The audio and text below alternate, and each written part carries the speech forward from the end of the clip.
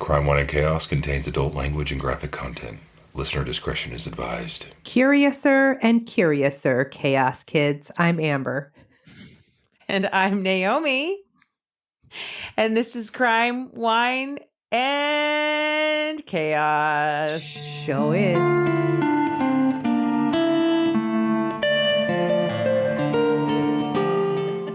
Oh, man. Hello. Curiouser and curiouser. What is... Okay. Hi.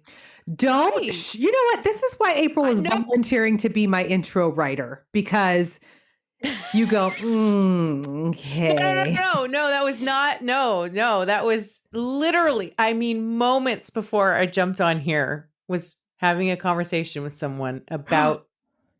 curiosity. I literally the word curiosity. Okay, sorry. You put the wrong emphasis on the wrong syllable.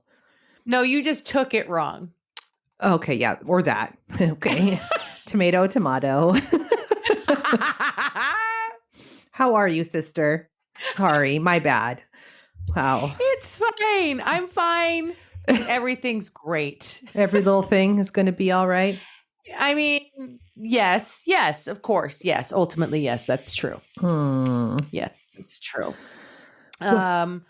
What can I say? I mean, we had Sissy Day yesterday. That was amazing. Lovely. Yeah. I hadn't done that in a while. I needed that. You left your olive oil at Ra's house. No! God damn it. Yeah, you did that. It's fine. She's going to bring it to... She's going to bring it to mom and dad's on Sunday when she goes to pick up Punk. So she'll leave it there for you. All right. You can get that at the birthday dinner on Sunday. God damn it. I am sorry, sister. Yeah, it's fine. It's whatever. It's just like super special and like made me cry when I opened the box, but it's fine. You can just like forget about it. Oh my God. Wow. So this is true sisterness is flaring up, Chaos Kids. True sisterness is flaring up. That's fine. This is one of those moments where I do wish we just showed the video footage of everything so they could see your face right now. Well, you know, and she's the older sister. So what's going to happen right now is I'm just going to take it and feel shame. I'm going to say, yeah, okay. All right. I'm sorry. I fucked up. Please still let me be part of your world. Always. Oh, God. Nothing will ever change that. Oh my God. What about you? What's going on with you? Thanks for asking. Well, apparently I need some ginkgo biloba. I'm a little forgetful. And not a whole lot, sister. It was a good weekend. That was fun. Mm-hmm. It's Monday. Mm-hmm. I'm tired. Sure. But, you know, it's all good. All good things. Okay. Yeah. Great. I love that. Are you drinking something tonight? I am. Thank you for asking. I'm drinking. Okay. I'll tell you a story about this, but I'm drinking a wine called Barbera Red from Silvara Cellars. Okay. Did I ever tell you about the time when Allison and I were driving through Linwood? This was like 20 years ago. And there was a restaurant there called AP Barbara's. Yes. I remember that restaurant. She read it as Barbara's. And I was like, Allie. It's Barbara. Yeah. Oh my God. She like malfunctioned. Barbara Wawa. Barbara Wawa. So I'm drinking a Barbera. That's what it made me think of. Mm-hmm. Oh man. Perfect. Mm-hmm. Hey, we have 4 new Chaos Kid Club members. Oh my God. We have 4 new members since the last time we recorded, which is crazy. You guys, this is amazing. I know. Thank you. Shall I list them off? Yes. This is like a spike. This is a big spike in numbers in 1 week. I know. I love it. So we have Christine L. Christine. Ooh. One of my besties. One of your besties. She finally found room. Finally found room on the itemized list. Did she give up the avocado toast? Is that what she did? I think so. Yeah. Good I think it was avocado toast. And yeah. Mm-hmm. We have Sienna W. Hello. Ooh, welcome. Beautiful name. We have Tina S. Tina. Tina. Tina, I think, is one of my friends on TikTok. Really? I think so, yeah. Sweet. And we have Jennifer P. Jennifer P, welcome. We're so glad to have you. I think we discussed that like we technically have 30 Patreons, but like technically 28 of them are actual Kids Club members because the other 2 are me and Marissa. So technically we're at 30, which means technically we're at 10 more, which means technically we should be scheduling another virtual wine night already. I'm here for it. I am All right. here Well, I'll for get it on the book. I'll get it on the books. And you guys will hear all about it. Oh, sweet. Well, do you have you got some crime for me, sister? Oh, yeah. I got you. Yep. Is it a bum bum? Yeah. I mean, of course it is. Of course it is. I'm going to tell you about Carolyn Crouch. Have you heard about Carolyn Crouch before? That name sounds familiar. Okay. Well, this did get some international headlines. So we're just gonna jump on in here, okay? Okay. On the morning of May 11th, 2021, police officers responded to a call at the residence of Carolyn Crouch and her husband, Babis Anagnostopoulos, in the city of Glykanira, which is a suburb of Athens, Greece. Okay. There they found the gruesome sight of Carolyn deceased in her bed, face swollen and bruised, making her almost unrecognizable, and Babis bound and gagged next to the bed. Okay. Does he have injuries? Well, he had dialed 100, which is the Greek equivalent of 911, with his nose, apparently, because of his being tied up. And he told the operator that he needed an ambulance sent to his house. Okay. But even more disturbing, police found their 11-month-old baby daughter, Lydia, although alive, on top of Carolyn's lifeless body. Oh, no. Oh, God. Yeah. Chief Constable Christos Vardikos said the scene brought him to his knees and that it, quote, took days and nights thinking about it to get over it. Oh. Carolyn Crouch was born in Athens, Greece, July 12th. Oh, your birthday buddy. 2001, to parents David Crouch and Susan De La Cuesta. Carolyn is listed as a British citizen, also of Filipino descent. I assume, so David Crouch, her dad, is British. I believe I read somewhere he was born in Liverpool, and her mother is Filipino. And from what I can tell, I couldn't track down definitive clarification, but it looks like Carolyn's mom must have been married prior and had children from a previous marriage. Okay. That were in the Philippines. Okay. But when Carolyn was 8, her family, so her and David and Susan, moved to the island of Alonissos. Okay. It's a Greek island. It's in the Aegean Sea. And her dad, David, worked as a gas and oil executive. So it sounds like they were doing pretty well. Yeah. Right? Mm-hmm. Carolyn was 15 when she met Babis on Alonissos. He's a helicopter pilot. Jeez. Almost 15 years her senior. She was 15 when she met him?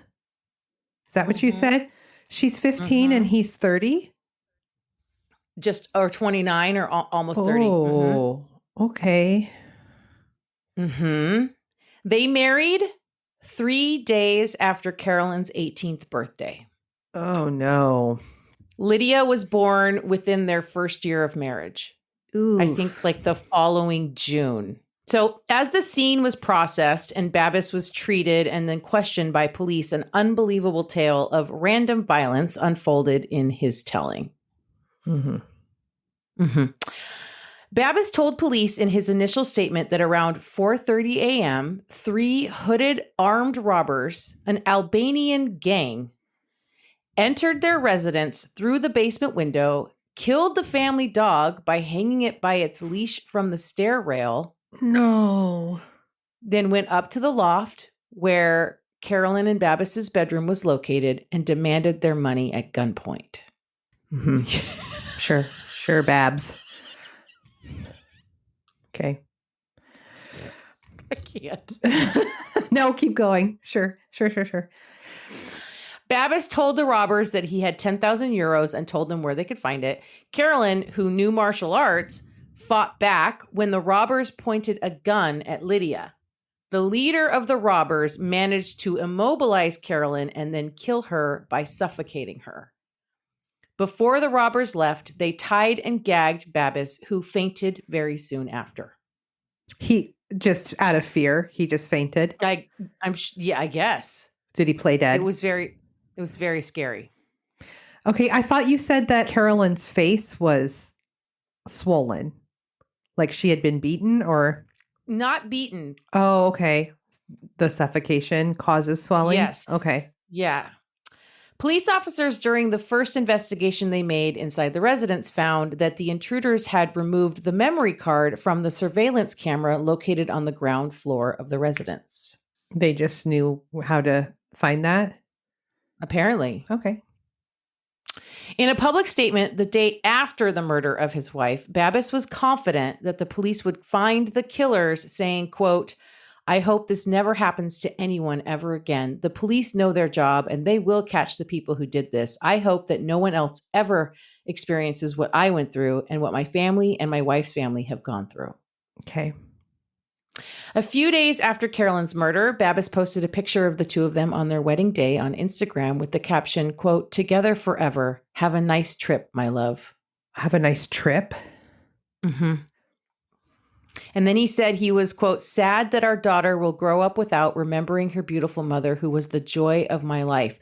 But through her daughter, Carolyn will always be with me and with all of us. You should always look after your loved ones and enjoy your time together."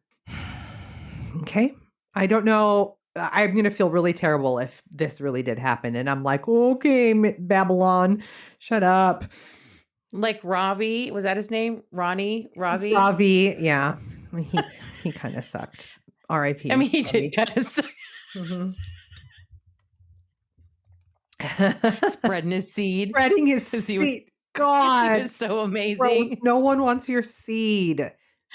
God. I can't. It's so gross. No one wants your seed. God. Yuck, yuck.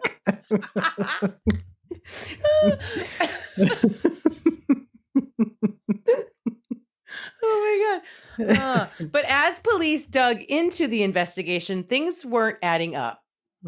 Or more specifically, Babbis' story was not holding water. I'm sorry. I'm just picturing his wife gets killed and he just like that's his that's his Like I do a great impression of a hot dog.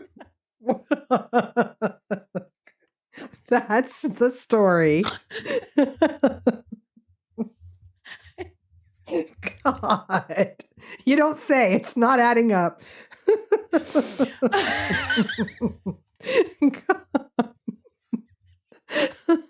Did you see? And that was chaotic. Bye. God. All right, keep going. Okay. Firstly, that memory chip that had been taken out of the security camera was removed at 1:20 a.m., not 4:30 a.m. when Babbis said the intruders had arrived. Additionally, there was no evidence to support that anyone had accessed the window in the basement that Babbis had claimed as the entry point of the intruders. There were no fingerprints or even traces of DNA from the supposed perpetrators. There was also no evidence found on any cameras in the area of an escape vehicle moving through the neighborhood, either from residence or business cameras, after the burglary and murder had taken place. Oh my God. Mm-hmm. And then there was Carolyn's Fitbit. Oh. Was this like in the media called like the Fitbit case or something? No. Oh, that's a thing. There is like a Fitbit case. Oh, I believe that. Okay. It showed her heart started racing around 4 a.m. and her heart stopped at 4:11 a.m. Babbis's phone call to report the robbery came in at 6 a.m. And There were apps that had been running on Babis's phone during the time he was supposedly tied up. Oh, technology's gonna get him. The police investigation went on for over a month, and then on June 17th, a police helicopter was sent to Alanisos, where a service was being held for Carolyn. When asked why he had to leave the island so quickly, Babis told reporters that police had informed him that they found the ringleader of the murder and needed him to come identify him in person. Babis said this while hugging Carolyn's mother after having just held a memorial service for her daughter. Oh my God, that's chilling. That poor mother. Cannot imagine. Babis was rushed to the Attica police headquarters in Athens by helicopter from the island where he had been staying with Carolyn's family. That's just like the oh, okay, yeah. Oh God, it's the so gal, the gal who was burned in her car. Yes. It's so spooky. And that was when police presented Babis with the evidence that unraveled his story of the events of the night of Carolyn's murder. He spent 8 hours with the police and finally confessed that he was the murderer. Wow. Fuck. He said that Carolyn told him that she was planning to leave him and take her baby with her before he blurred and killed her. He blurred? Oh, okay. Quote, that night we had been fighting since early in the day. At one point, she threw the baby into its bassinet and told me to get up and leave the house. She pushed me and punched me. I blurred and suffocated her, and then I staged the crime scene. Okay. Babis was arrested and charged with 2 felonies, murder committed in a calm state of mind. What? Is that premeditated? I guess. Okay. And animal abuse, and 2 misdemeanors, false reporting and false testimony. Okay. This gets twisty, though. While awaiting trial, some of Carolyn's diary entries were leaked to the press. An investigation ensued to determine how these diary entries contained in a 26-page police report had made their way into the hands of the press and on social media. No shit. Who did that? Never got answers on that. Prosecutors banned any further publication of these diary entries, claiming they could be helpful to Babis's defense. Some of the passages that did make it to the public eye included here's some of the entries. One from December 19th that said, quote, I fought with Babby again. This time it was serious. I hit him, I cursed at him, and he broke down the door. All I wanted was for him to ask how I am when I woke up. I woke up so weak and tired. I am thinking of leaving. I am thinking of going to my sister. I don't know if I can keep going with Babby. I love him so much that I can't leave him, even though this relationship hurts me. Oh. Another entry from 2019, she wrote, last night we fought with Babby because I had a meltdown because of my hormones. I yelled at him and hit him and told him I don't want our baby. I am not well. I am very upset. I know he would never hurt my baby. My love for her is stronger than anything in the world. Oh, she maybe had some serious postpartum stuff going on too. Postpartum stuff going on. Yeah. In July of 2020, when Lydia was a month old, Carolyn wrote, today, my little one is a month old. It's also the day I told Babby I want to leave. I feel awful. So this was like 10 months prior. Yeah. She goes on to say she found a house in Halandri, a suburb of Athens, and that she was thinking of leaving Babis before she got pregnant, but eventually, quote, stayed with him because I didn't want my daughter to grow up without her parents. The diary includes several entries where Carolyn blames her hormones for their arguments and says she feels embarrassed her hormones affect her so strongly. Her age is really showing here, and it's so sad. Like she just... But also, he's 15 years older than her. Yeah, that's what I'm saying. Like... He groomed her. I know. God... Carolyn had allegedly messaged a friend on the night of her death and telling this friend that she was leaving Babis. At trial, The coroner who examined Carolyn's body contested Babbis's account, reporting that Carolyn had been attacked while she slept, which is also in line with the Fitbit data because her heart rate was low until like 4 a.m. and it just spiked at like 4 a.m. and then stopped at 4:11, which would indicate that she probably was asleep. Yeah. Yeah. Or certainly not like in the middle of a fight because it would have been spiked that way too. Yeah. Exactly. Mm-hmm. The coroner told the jury that Carolyn had been subjected to a barbaric 6-minute-long death by strangulation.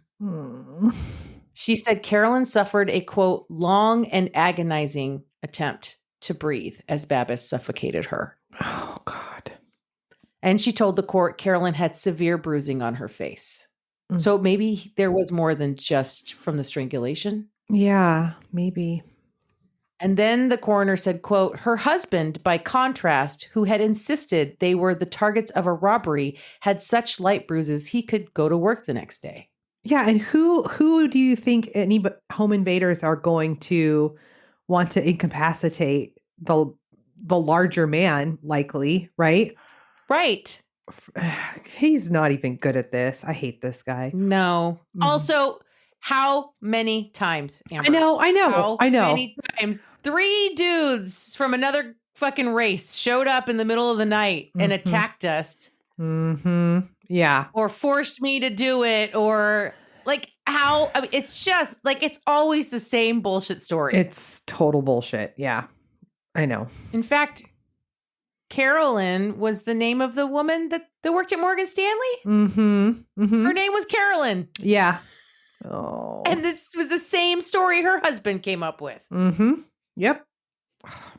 Random middle of the night robbery / home invasion, whatever. Yeah, whatevs. On May 16th, 2022, just over a year after Carolyn's murder and approximately 1 month after the start of the trial, the joint jury unanimously found Babbis Anagnostopoulos guilty of murder committed in a calm state of mind, killing a companion animal, as well as the misdemeanors of false report and false testimony. He was sentenced to life imprisonment, which is actually like 27 years. I think that's like a lot of countries call it life, but like they actually have a max, like a cap on what that means. Interesting. So it's like 27 years and an additional sentence of 10 years in prison for the execution of the family dog, as well as a fine of 20,000 euros. He was also sentenced to a total of 11 years and 6 months in prison for misleading the authorities.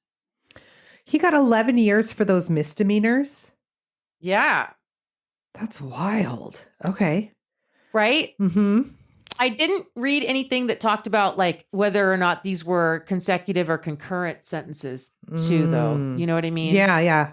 Or if there was like minimums. After an appeal on September 29th, 2023, the Mixed Court of Appeal in Athens unanimously affirmed the initial trial's verdict, which resulted in Babbis being resentenced to life imprisonment, an additional term of 11 years and 6 months, and a total fine of 21,000 euros. So they added another 1,000 euros on there. God. Whatever. Much ado was made of his performance during the appeal, going so far as to apologize to Carolyn's family, but they weren't having it. Fuck no, they weren't.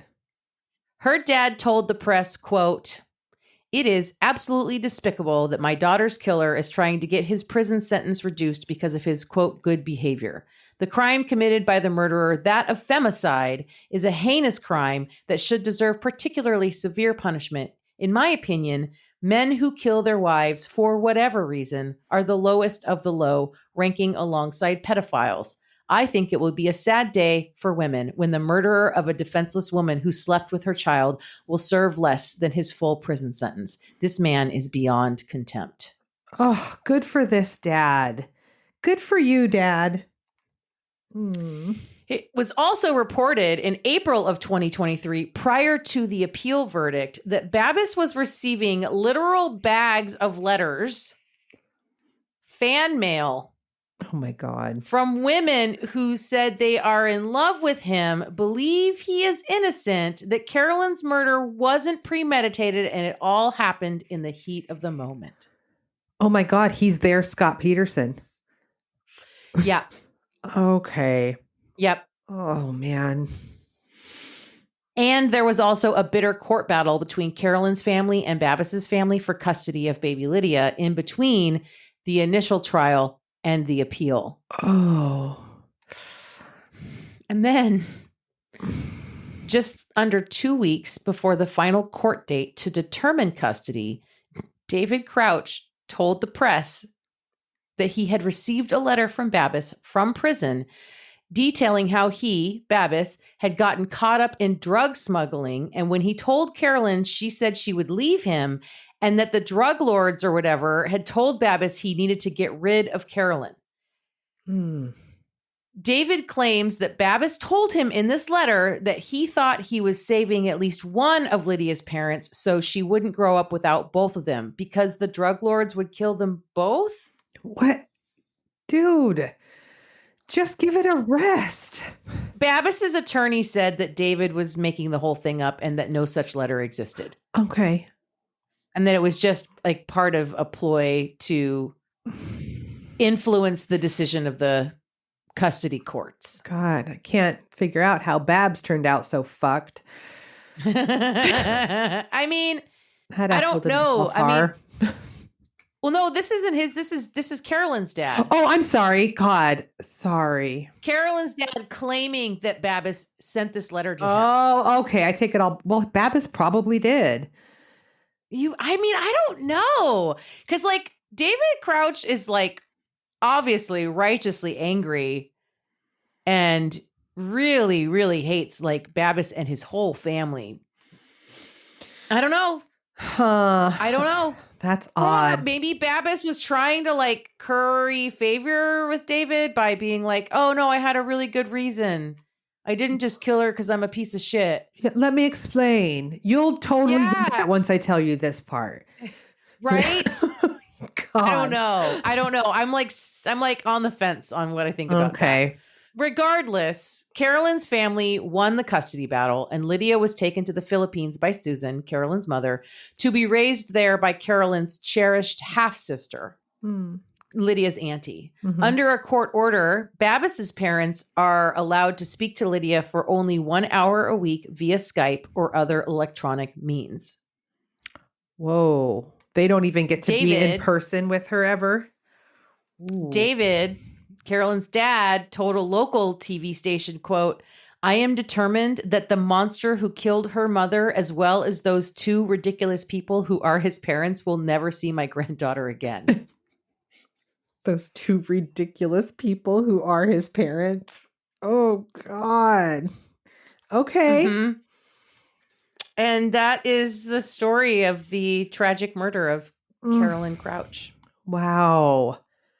Wow. It was She giving was like Susan Powell vibes kind of with the families really both fighting for the kids, and yeah. Josh's dad is a fucking wackadoo, and they're like, no. Yeah. Wow. God. Yeah. Mm. Yep. I wonder what her parents thought of him prior to that, of this 30-year-old man with their daughter. Right? With their 15-year-old, 29 or 30 years old. But also, like, what are you going to tell a 15-year-old? I mean, I don't know. I don't know. But she was like 2 months shy of her 20th birthday when he killed her. God, that's so young. I know. And Lydia wasn't even a year yet. Oh, God. Oh, that was horrible. I'm sorry, sister. Honestly, I did this thing where I was like, I did the thing I hadn't done in a while where I went and looked at our listener demographics and saw that somebody, I don't know who you are, but we love you, is listening to us in Greece. And I was like, oh, let me see what's going on in Greece. And that's how I found that. Wowzers. That's what's going on in Greece, huh? Well, that's one of them. Well, That's one of the shit. things. That was a good one, sister. I mean, it was terrible, Thank but you. it was a good one. I mean, You're it was welcome. terrible. It was Mhm. absolutely terrible. Yeah. But Mhm. it's like, it's starting to be almost, it's like tropey now. Like how many times we tell these stories of women who are murdered by their partners. And there's always these common threads, always these commonalities, you know? Mhm. Like they tell the same bullshit story. They do the same kind of shit with the family where they ingratiate themselves to their in-laws or whatever. Like the behind closed doors, like control and abuse and the age gap. Like it's like over and over and over and over again, the same fucking pattern. It's gross. I know. Mm-hmm. Fuck. We gotta look out for our sisters. You know, Yeah, what I'm we saying? do. We gotta look out for our sisters, and they've got to be more careful. We got to be more careful, and we got to take care of each other. Yeah, for sure. For sure. Share your location. Share your location. Mm-hmm. You love it. Did we tell the Chaos Kids about the time you thought I was at the hospital and you wanted to know if I was okay? No, but I will just say that our other sister said, "You know what, Amber, that was good looking out." I was like, "Thank you," because I felt silly. I stayed in this hotel where we had our holiday party. Stayed the night there. And I woke up in the morning and Amber texted me and she was like, "Are you okay, sister?" And I was like, looking around my hotel room, lounging in my hotel bed, like, why wouldn't I be? What's going on? What is she? She's like, "Well, location says you're at Virginia Mason Hospital." And I was like, "What?" And then I like looked out the window. And I was like, "No, that's next door. I'm fine. I'm perfectly comfortable in my king size bed. 1,000 thread count cotton sheets." Seriously, like 2 seconds after I sent it to the little dot that is you went bloop over to the hotel. You know how sometimes it does that? I was like, damn it. You did me dirty, Find My Friend app.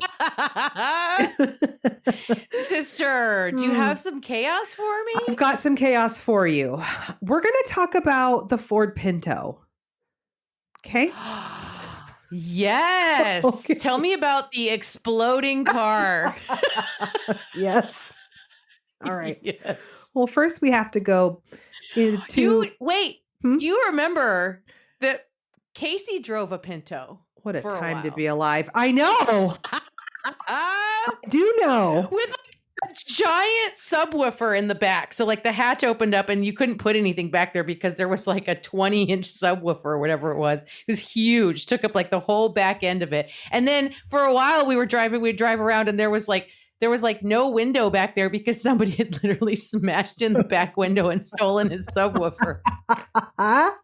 So not only were we driving a Pinto, but it was a Pinto without a back window. And then one time, okay, sorry. I love Pinto, it. You just brought back all these memories. Mm-hmm. So one time we were down at the Denny's in Kenmore, which doesn't exist anymore. We were there late and we were doing some recreational substances that, you know, make you a little loopy. And we came out of the Denny's as we were like starting to peak and we got into the car and the back window was broken out, right? And it was summertime, so it wasn't like a big deal, but he'd parked underneath like the light in the parking lot. Mm-hmm. And so the whole car was filled with like gnats. No. Because they'd been attracted by the light. But like we were like tripping. So we were like freaking out. Like batting these fucking gnats away.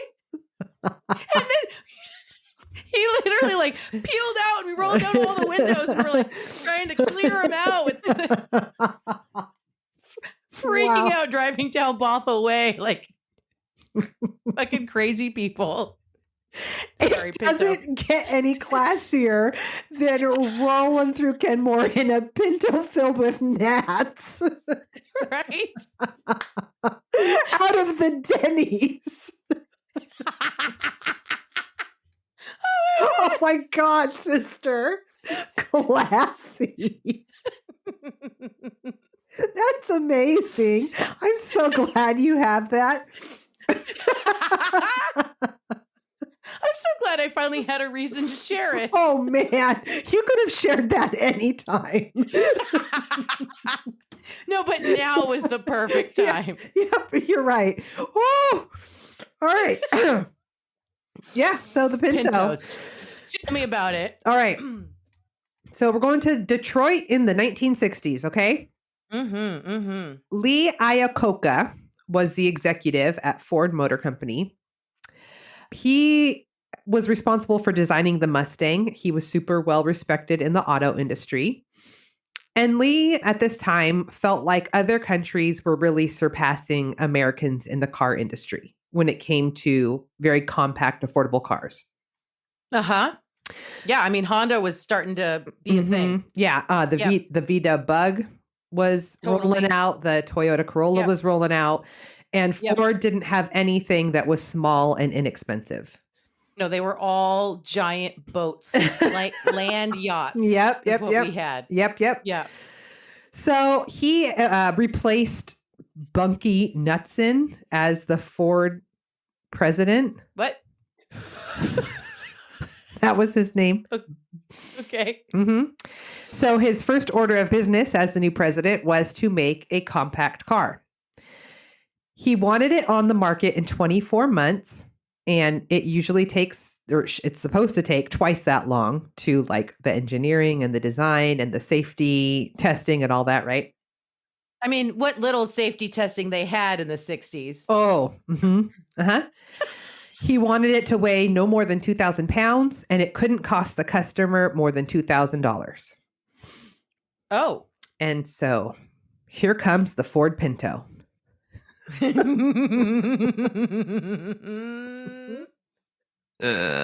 Rolling in my Pinto. Oh my gosh. So the design of this Pinto, the gas tank started 6 inches from the rear bumper. And the bumper wasn't really a bumper. It was just decorative. So what? Yeah. And there was also, okay, listen. It's just for show. There's a decorative bumper, and just on the other side of that is the gas tank in the back. Perfect. That's perfect. No notes. No notes. There was also, okay, I'm going to do car talk here that I don't understand, so no follow-up questions. There were 4... Okay. Not taking questions at this time. Okay. The other problem was that there was 4 large protruding bolts that faced the gas tank, and apparently this was what was holding in the differential. So if the Pinto was hit at even 5 miles per hour from the rear or the side, either the bumper would go straight into the gas tank or the bolts would go straight into the gas tank, rupturing it, puncturing the gas tank, and then the Pinto would just go up in flames. Perfect. No notes. And ship it. As we say in the tech business. Just ship it. And Ford knew this, but they just went ahead and rolled the Pinto out anyway. It's not a bug, Amber. It's a feature. Okay. It's a feature. Oh my God. In one crash test where they were hit going 30 miles per hour, the tank punctured from the bolts, and the entire 13 gallons of gasoline was spilled out within 60 seconds. Wow. It just, yeah. You can't even fill a tank that fast. I know. Yeah. So this guy, Ralph Nader, gets involved. This guy, Ralph Nader.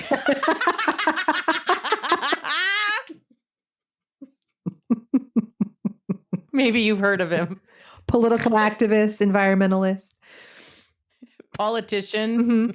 At the time, he was an attorney involved in consumer protections. Yeah, and he's the reason why we have seatbelts. Yep. So he finds out that Ford had been concealing their crash test data for the Pinto. Why would they do that? I don't know. And that they had conducted all these tests before the Pinto was even rolled out. And they knew that this car was just combusting. So it's kind of like how Peanut Dust Guy knew that there were just rats shitting in his peanut dust. I just started eating peanut butter again. We can't go back. I'm not going to let you forget. Rats. You made me listen to that story. You are not allowed to forget. Rats were shitting in his peanut dust. Oh, God. It's fine, you guys. Everything's fine. There's nothing to fear. Just buy all the things. Buy all the things. Okay, so they're concealing this, and they knew that this was happening. And one of the solutions that would have actually prevented this from happening was a little plastic piece that cost around $1 and weighed less than a pound that would serve as a barrier between the bolts and the gas tank. Plastic. Yeah. Plastic? Mm-hmm. Like a heavy plastic, but still, it was a $1 fix, potentially, to keep those bolts from puncturing the gas tank. And Ford was like, nah, because Well, no, because that made it more than 2000. It would have been 2001. That's exactly right. And they weren't trying to have a space odyssey. Nope. And it would have been slightly over 2,000 pounds. It would have been 2,000 pounds and 1 ounce. And that was a hard no. Hard pass. Wow. So they also learned. Fucking ego, man. Like the ego on that shit. Mm-hmm. Yep. And like they couldn't have shaved that shit off somewhere else. Oh, no, that's not. No. They also learned that they could have used either a metal plate to reinforce the decorative bumper, meaning make a bumper, or right, like an actual bumper. Right. Or a third solution would have been to like line the inside of the gas tank like a rubber bladder. That would have been an $11 fix and would have been the most thorough. But no, $11, no. Okay. Okay, just pull the tarp over. No, we don't have time for tarps. Do not cover the peanut dust. No. We're not paying for that. So, and then on top of all of that, Iacocca wanted this Pinto to be fast-tracked because the other countries were in the lead and America needed to catch up. So this resulted in shitty engineering and all the normal like pre-production engineering that would normally go into auto manufacturing was just skipped. Amber, you're telling lies now because we all know that competition breeds innovation. Well, innovative is one thing that you could call the Pinto. I mean, I'm just saying capitalism is the driving force of all good innovation. Iacocca was a visionary, obviously. I mean, well, we'll circle back to him. So they went straight into making the Pintos without any of they didn't pre-funk any of this. So by the time they realized that they had a seriously dangerous fuel tank, it was too late. There was already a bunch of Pintos on the road. There's nothing to be done about it. There's nothing to be done about it. You know, they're already out in the wild. I don't know what to tell you. Some of the engineers have them now. What are you going to take their cars away? No. What do you? We can't do anything now. It's too late. Nope. Some of the engineers who worked on the Pinto have since said that questioning anything, even safety, to the executives would have gotten you fired. So even though they knew this was a big problem, they were just like, okay. They were just naysayers to innovation and progress, Amber. And Iacocca's motto around Ford at that time was safety doesn't sell. Oh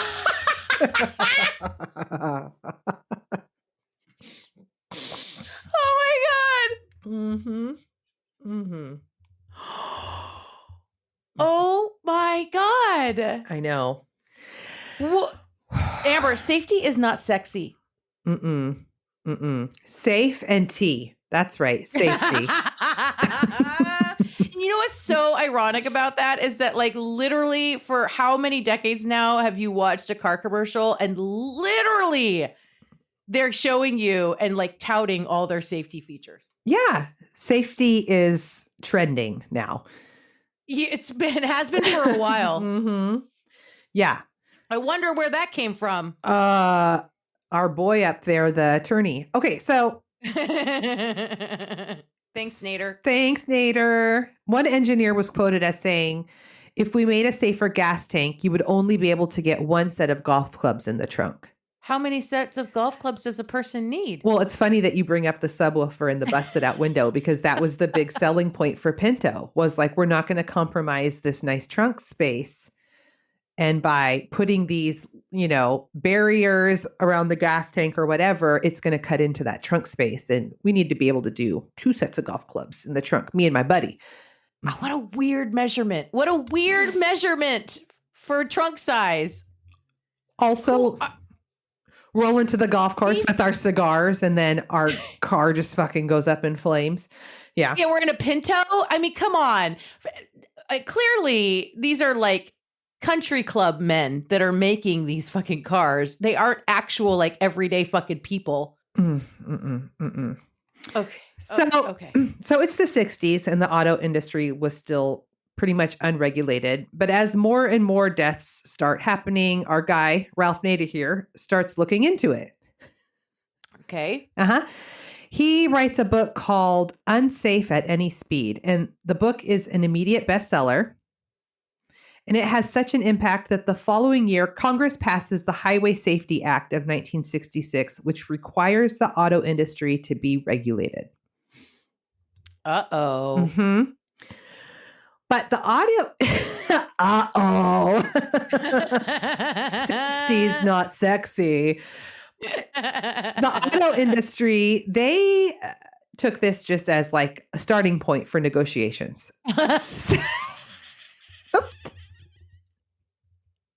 Okay. This is where it's... I wonder, I'm going to ask a question. You may not know the answer, but I'm wondering like where in the midst of all this did like car insurance come into play and start becoming mandatory? Ooh, I have no idea. I'd be really curious to know. That's a good question. Because I don't know the history of the insurance system. Because what I do know is that a lot of the safety features that we take, like that are just like standard operating procedure now, come from I think they're called the IIIA or something, and it's like the International Insurance Institute of America. I'm not exactly sure, but they're the ones that they crash test all the different directions and angles on like every new model of car that comes comes onto the market. And they give them ratings and stuff. And then those ratings are literally like how insurance companies determine partly what your insurance premiums are. And that so there's this like feedback loop of like their findings going back into the auto industry and like making more like better and better upgrades on the safety stuff. Yeah. Because if I can't afford to insure the car because it's not safe, I'm not buying it. And that's not good for the auto industry if people aren't going to buy your car because it's not safe. Correct. Well, that wasn't a problem here with the Pinto. All right. So they're like, cool, there's laws. Let's talk about that. So what they did was they proposed a negotiation to this law saying that safety features would be a big added cost. And so they wanted to do a cost benefit analysis. And Congress was like, sure. So in order to actually have an equation for this, in order to have a value of X, they put a value on human life as one of the inputs. So everyone put their heads together. And in 1972, a value was agreed upon of $200,725. That's how much one human life was. That's a human life. They did this by taking the average age of someone who dies in a car accident and subtracted it from the average lifespan of an American. And they came up with 37 years. Then they determined how much that person would have made at their job in that time. And $200,725. Capitalism. Love it. And then what Ford did, just like for the sake of like quick mental math, was they just rounded that down to 200,000. We're just doing napkin math. It's, you know what, you guys were just. Okay. So Pintos became such an embarrassment for Ford that its advertising agency, they had an ad prior to this happening that was Pintos leave you with that warm feeling that they ended up dropping. Holy shit, no way. Like The Simpsons couldn't have written this better. You know what I'm saying? No fucking way. Mm-hmm. Okay, so Congress agrees to this cost benefit analysis, right? And so then Ford figures out that in order to do the $11 per car safety improvement thing, it would cost $113 million. And the human life lost was only $49 million. So they don't have to do the safety thing. So it would cost us less to pay out for each person that died because of our shitty design. Mm-hmm. So we'll just pay out when people die instead of add safety features that would prevent people from dying. Mm-hmm. Okay, so then there was another law that was passed that basically said any vehicle should be able to withstand a hit at 20 miles per hour without the car going up in flames. That seems reasonable to me.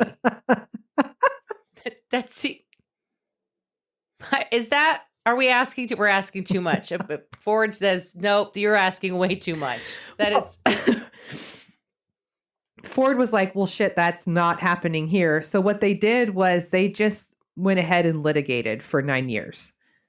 Basically just kept intentionally delaying. And continued producing Pintos Correct. This whole time. More and more Pintos are just going on out. Uh-huh. Yeah. And people are buying it? Yeah. And That's the part that's wild to me. Well, and I don't even know back then how much like the safety standards were just passed, but I have no idea if there was any mandatory transparency with that, you know? Or if anyone was reporting on any of this to the public. Yeah. Or if people knew that that was happening because of manufacturing and not just idiot I mean, I don't know. I have no idea. So it stops being funny now. So there were tens of thousands of people were badly burned and scarred. And this, long delay from Pinto and their litigation put 10 million new Pintos on the road. Wow. Mm-hmm. Yeah. So finally the litigation ends. And part of the new laws that went into effect after that stipulated that auto executives could be held criminally responsible for deaths or injuries directly linked to lack of safety features on their vehicles. Oh. Uh-huh. So between 1971 and 1978, approximately 50 lawsuits were brought against Ford in connection with rear-end accidents in the Pinto. One person was awarded $3 million in damages. The jury awarded a landmark $125 million in punitive damages against several Ford Pinto drivers who were injured in their blaze of glory. Mm-hmm. So this one's really sad. On August 10th, 1978, 18-year-old Judy Ulrich, her 16-year-old sister Lynn, and their 18-year-old cousin Donna were in their 1973 Ford Pinto, and they were struck from the rear by a van in Indiana, and the gas tank exploded on impact, and the fire resulted in all three teenagers being burned alive. Oh my God. One thing that I read with the Pinto that was like one of the things that our buddy safety guy said was like all cars were fucking unsafe back then. But the reason why the Pinto was so problematic is because people were getting hit at such a low speed that they literally had no injuries anywhere on them, but they were stuck in the car and being burned alive. That is fucking horrendous. That is horrific. Yes, horrific. So in this particular case, Ford was charged with criminal homicide. Wow. Yeah. But after, again, back and forth and appeal, the jury, they were ultimately found not guilty of criminal homicide. What? Mm-hmm. Our buddy Lee Iacocca here went on to Chrysler and actually saved them from bankruptcy in the 90s. And he was named as the 18th greatest CEO of all time. Yep. And wow. That's the story of the exploding Pintos. Jesus. I have these great photos. Well, they're not great, but people were like putting like window decals and stuff on the back of their Pinto that said basically keep your following distance way back there because I'll blow up if you get too close. shit. The It's- original baby on board sticker. I mean, it's not funny, but I mean, if No, it's you know that and you're insane. driving around and like if I get hit at 5 miles per hour, I'm gonna go up in flames. Like, Well, I that's mean, being like, they were definitely marketing this car to people with low incomes. mm-hmm, You know, mm-hmm. like a lot of people, this is probably like the car they could afford. You know, God, I wonder about that criminal law. That's if it's still on the books or if it's been modified, because there have been multiple cases of Tesla drivers dying when the Tesla exploded within the last like 5 years or whatever. Like that's clearly like malfunctioning vehicle. yeah. How have they not been found criminally liable for that? I have no idea. I feel like those laws have been watered down since they were officially put on the book. Or originally Probably. put on the books. There was a lot more like the back and forth with the laws and the DOT and it was like so complicated that I was like, all right, I'm just going to stick with the Pinto because if you start getting into the weeds with that stuff, it's like, what the fuck? Yeah. Of course. Mm-hmm. Of course, because they have deep fucking pockets and fancy fucking lawyers on retainer, and they can just fight and argue and litigate and negotiate indefinitely. Mm-hmm. Yeah. Pintos, man.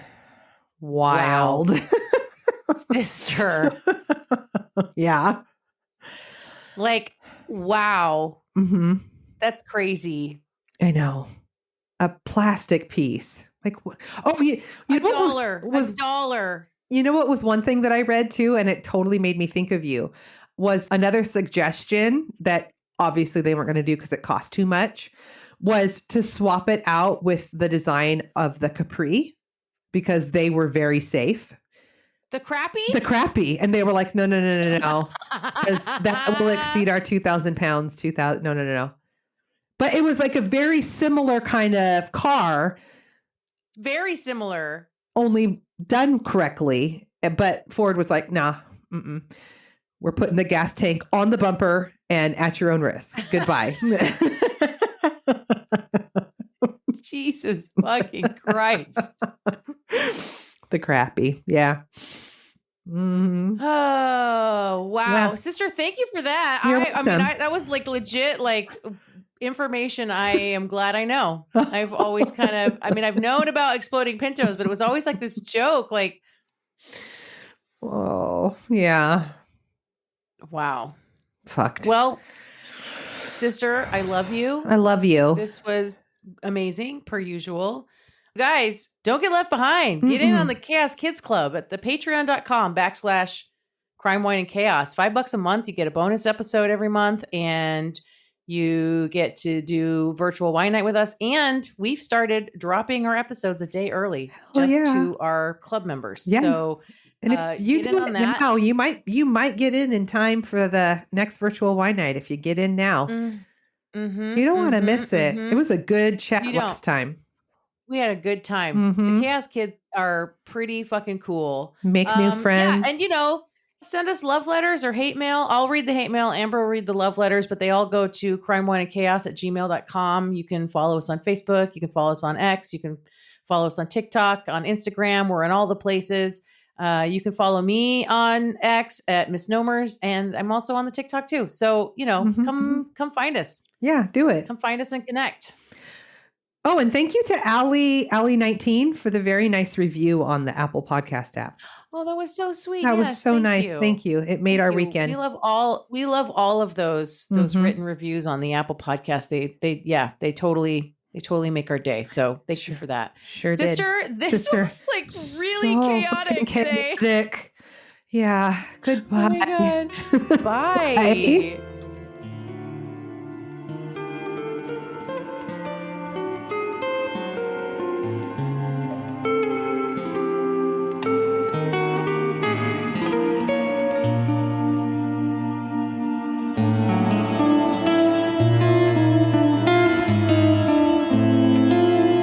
Crime, Wine, and Chaos is produced by 8th Direction Records. Artwork by Joshua M. Davis. Music by Paul Abner. If you would like to support the show, you can visit our Patreon page at crimewineandchaos/Patreon. Cheers. I'm sorry, you guys. I don't speak Greek. It's Alonisos. Alonisos.